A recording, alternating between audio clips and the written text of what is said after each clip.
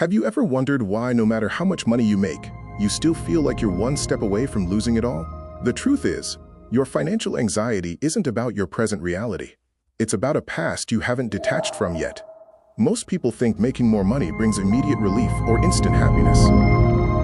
However, for many, no matter how hard they try, new money only brings them new tension. If you misunderstand this, you will spend the rest of your life trying to budget your way out of a nervous system problem. Stay with me, and I'll show you the unseen link between your bank account and your biology, and how to finally feel safe to live with abundance. You know the feeling. The deposit is made, and you're pleased with the amount. You manage to save a little for later, trying to be as responsible as possible. But somehow, in the midst of your joy, a voice whispers, "Don't get too comfortable, because it won't be there for long." From the outside, people might call you overspender, anxious, or undisciplined, but they don't know about or understand what's really going on. What if this isn't about money at all or how a person spends? What if it's entirely about what brings them comfort or a sense of safety? There is a reason a book like The Richest Man in Babylon has lasted almost a century.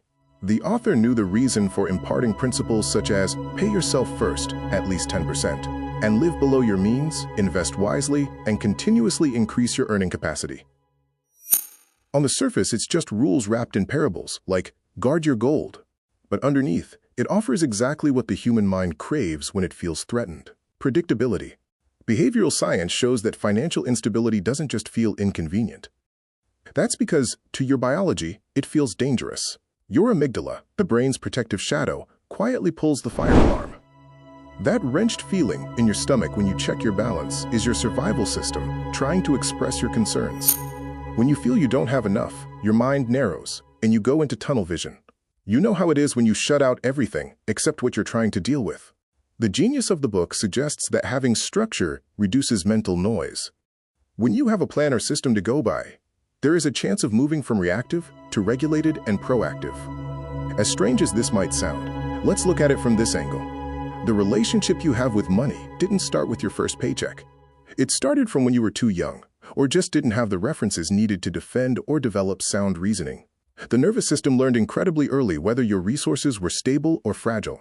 If you grew up around financial stress, your body still carries that imprint. It constantly scans for loss and became tensed around gain.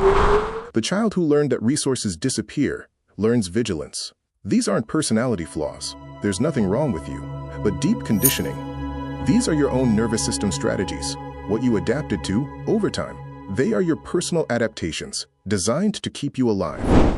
But remember, the same structure that creates safety and comfort can also create a dungeon or prison. You can choose to be in a place where saving feels empowering, or somewhere where you're constantly withholding life from yourself. Wealth, in the psychological sense, is not about accumulation, but more about a state of regulation, where you have the ability to experience resources without the fear of being swallowed up by them. It is time you start living in abundance, to dream and plan financially, without panic. Bear in mind, your brain is not wired to maximize wealth, but it sure is wired to avoid the real and perceived threats that are linked to it. So going forward, you'll take the time to teach your brain it is finally safe, through small, bite-sized, and steady choices. You won't need those dramatic overnight wins. And as you get back on track, remember that you might have taken a few steps backward, but you are not behind. You are a human being, shaped by experience, and really doing your best to maintain equilibrium. If you want to understand how those childhood experiences are still quietly running your adult choices, watch the next video.